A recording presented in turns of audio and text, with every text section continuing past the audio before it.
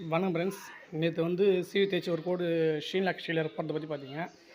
இப்போது second code சீலர் போட்டு வச்சுருக்கோம். பார்த்தாவே தெரியும் உங்களுக்கு.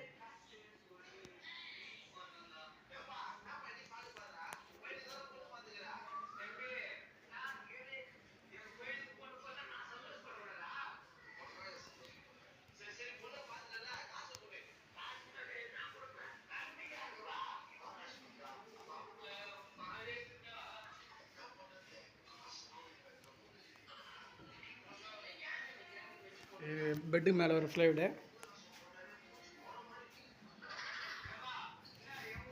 ஸோ இதையும் லைட்டாக சும்மா கிரைன்ஸ் மாதிரி லைட்டாக விழிச்சு வச்சுருக்கோம். பார்க்குறதுக்கு மைக்கை ஓட்டின மாதிரி தெரியணுன்றதுக்காக இப்போ இதில் பார்த்தா தெரியும்.